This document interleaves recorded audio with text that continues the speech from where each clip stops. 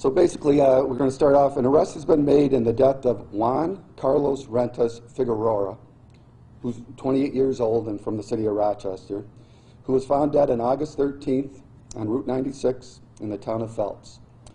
Omar Antonio Martinez Salome, 28, of Rochester, is charged with murder in the second degree.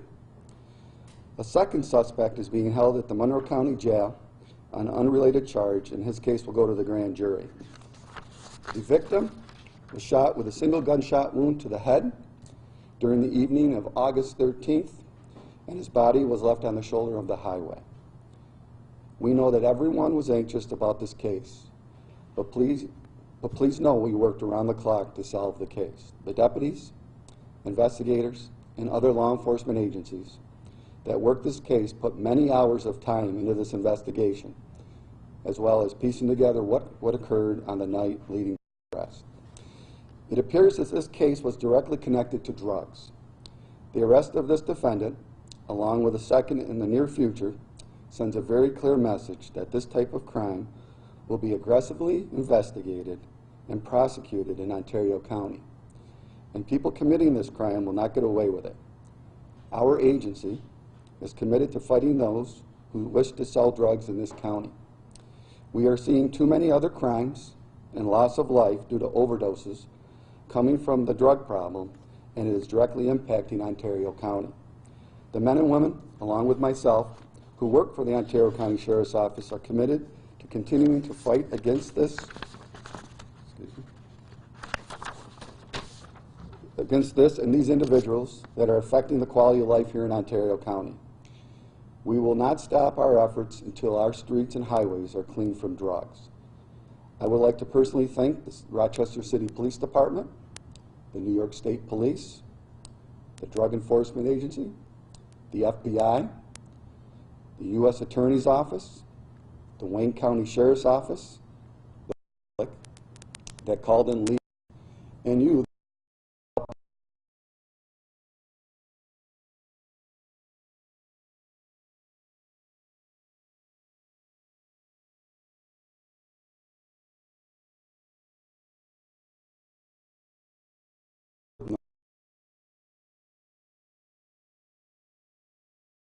office has been working with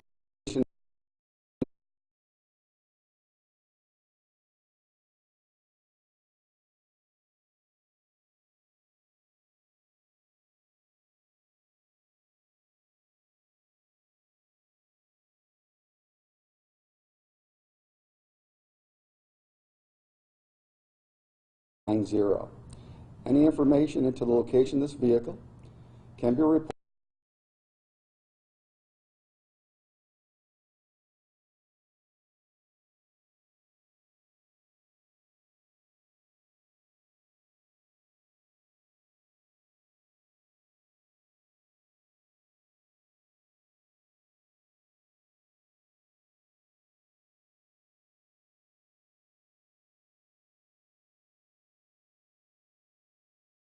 homicide. I do this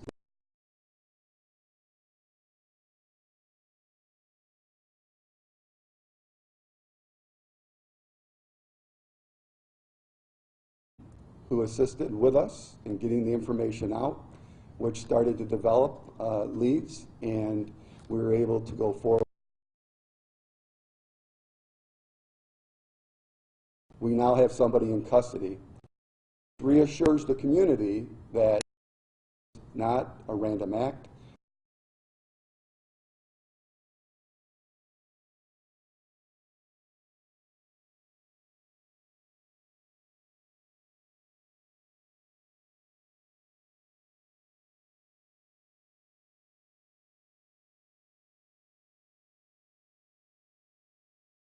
Was able to work with the other investigators from our office, as well as those listed as I recognized. And again, I'm very grateful for the work they did.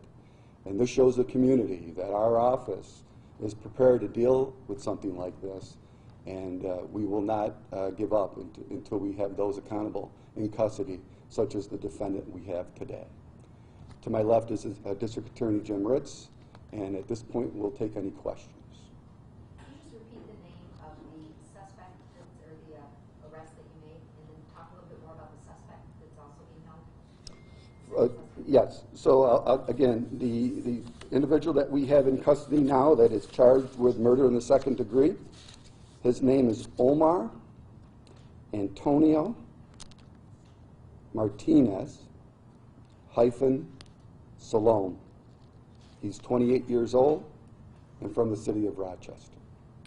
The second suspect at this time is being unnamed until we go further in the investigation. And once we make a determination, and if we do make an arrest, then that name will be released as well. You say it's drug related.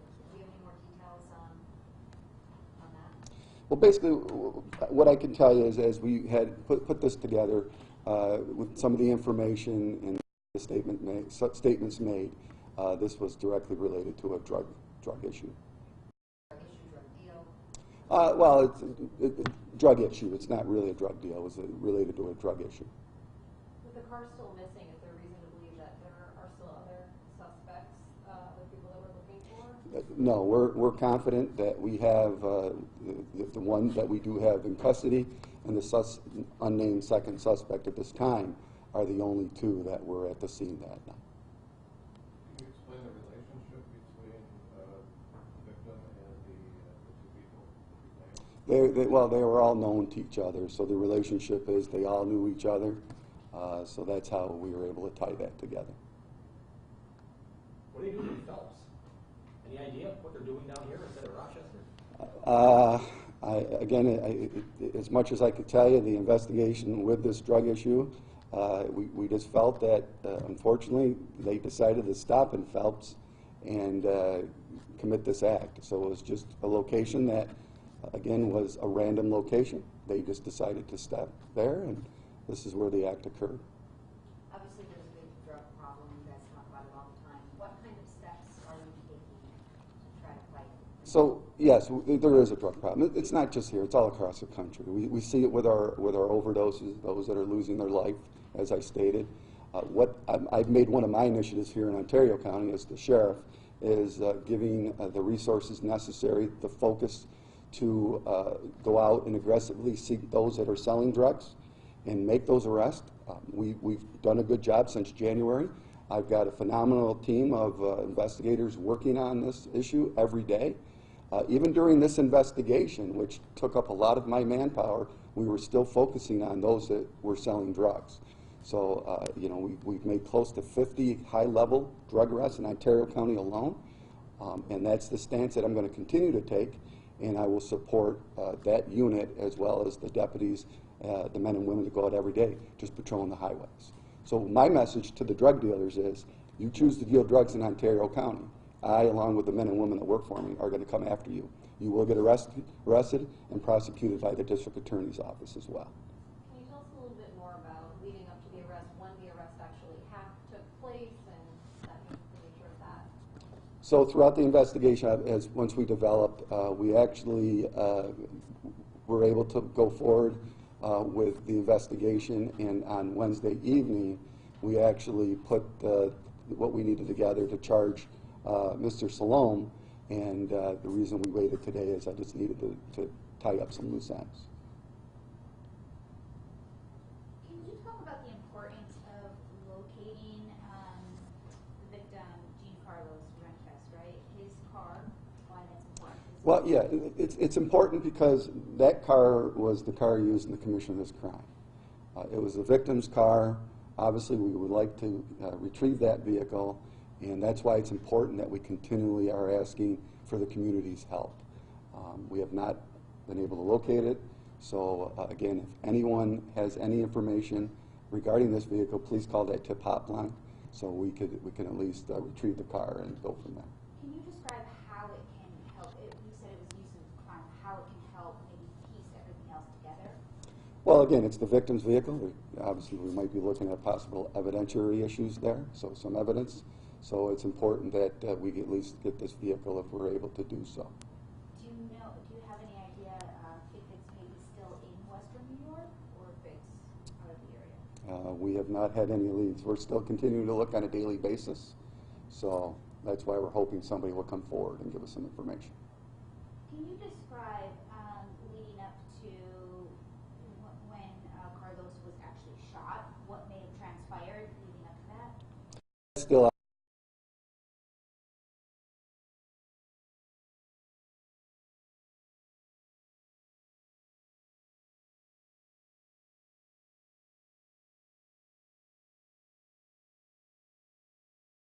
a drug issue, correct. But I can't go into detail to compromise the further prosecution of the case. So, Any prior record with the man that you have in custody and with Carlos? Criminal record? So as it relates to Omar, it appears that this is his first arrest, his first involvement in the criminal justice system. So we don't have any history on him. We're part of the investigation, and the continuing investigation is to look into the backgrounds of everyone involved, and so we'll continue to look at that. We don't yet have a good criminal history as it relates to the victim in this matter, but that's certainly something we're looking at. He moved from Ohio, correct? y Recently? yes, recently. Any idea why? Is it because he knew these two guys? Any link to that? At this point, we're looking into that. That's, again, part of the ongoing investigation, not something we can talk about at this point. Do you know exactly when he moved here, why he moved here, any of that? Well, we can't talk about why, but he's been here for about 2 months that we were aware. Probably has some contact with this area outside of that before we moved here. Just to clarify, so he was shot in the head and then his body dumped on the side of the road. Is that? He was, yes. Yes. While he was in his car, do you think? Well, that's one of the reasons we'd like to find the car. You know, that we can't say definitively where he was when he was shot. Can you talk about the public's help and how they helped to lead up to this arrest? Was there surveillance video that helped in this situation, in this case? Well, again, as I stated, the public, once we put the information out, we started receiving phone calls, some connection, you know, to the case. So we looked at those leads, and again, it was beneficial to do what we did because we did get some good information to allow us to move forward to come to a conclusion what we're announcing today. Okay, so no use of surveillance video? Well, I mean, obviously, with an ongoing investigation, we're still looking into whether there's video, whether there's video relevant to this. We don't have, you know, video of the crime, so we'll share that part. But we continue. This is very much an active and ongoing investigation as it relates to locating information and further locating the vehicle, potentially the gun that was used in this crime. And so video will be part of that, or could potentially be part of that as we look at street cams, reaching out. I believe we've announced at some point, but if people have home video shooting off of their porches and things like that, we're interested in any of that from the time frame when the homicide happened. The third suspect that we're not naming, do we know where he's from, what big charges he could possibly be facing? I would expect he would face similar charges, murder charges, and you know, we're not disclosing who he is, but we'll share that he is not at liberty right now, but not in custody by the sheriff's office. The number you read out was the license plate number, the JGF 4990? Yes, yes. Why Wayne County? Why this spread into Wayne County? Ontario? Well, Wayne County assisted with some of their personnel. The agencies that I listed in this press release all assisted us in some way. I just wanted to recognize that this took a team effort. We utilized the resources. Again, I'm very grateful. I had outreaches from the surrounding sheriffs, from the state police, as well as the Rochester City Police Department. Can you say what type of gun was used on the victim? At this point, it's still in the investigation, and we're not going to disclose that. Were any drugs found on the man in custody? Again, it's still in the investigation, so we can't disclose. New When York was he plates, arraigned? New York plates. Yeah, New York plates, and the New York plate is the blue and gold version. It's helpful to know that. I'm sorry? When was he arraigned? He was actually, we had him arraigned Wednesday evening. When's his next court date, do you know? Be Monday night, potentially in the Phelps Town Court. Is that pending grand jury rising? No, that's, I mean, he's scheduled for a potential preliminary hearing that day.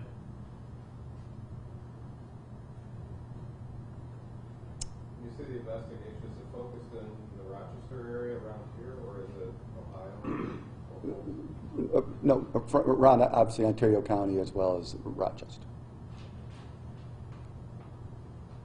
Anything further? The victim's name, can you say that one more time? Because The victim was Juan Carlos. Juan, with Carlos, which it's Jean, and they pronounce it John. Carlos Figueroa. Yes, and we'll provide this to you in the press release format, so you have the correct data. What has his family members? Have you spoken with family members of the victim and gotten their reaction as far as now that there's been an arrest? Investigator Martin did inform them that we made the arrest. They're very grateful. They're very happy with the focus and attention that this case was given. Again, as I stated earlier, when this act occurred, we did not even have an ID on this victim.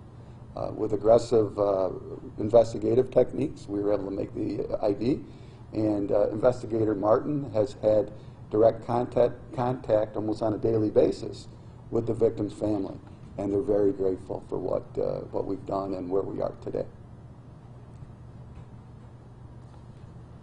Any other additional message to the community? I know this community's being out here. Right. As I did when I released that we had this investigation going on the evening of, again, this was not just a random act.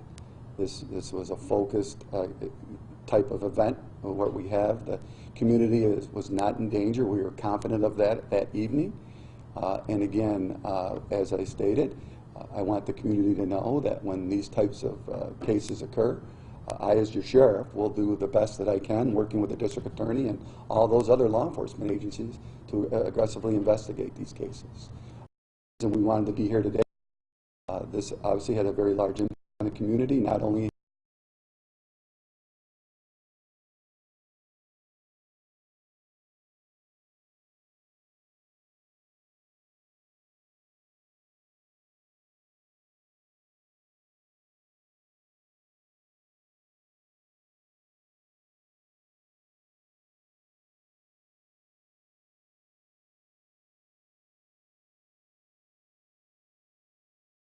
Missed that? Is there a third? Say third and second, sorry. yeah.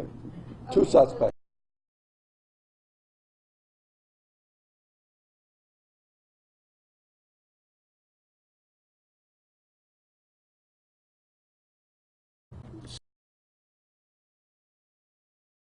Aspects of the investigation. I know we continue to do searches for the car. We're trying to do that on multiple levels and using different tools. My expectation is probably I would expect some sort of movement in the next 30 days, probably on the outside. Have you had any leads or tips on this vehicle over the last 8 or so days? We received pretty much nothing, correct? No, nothing. At this point, no. The vehicle's out there.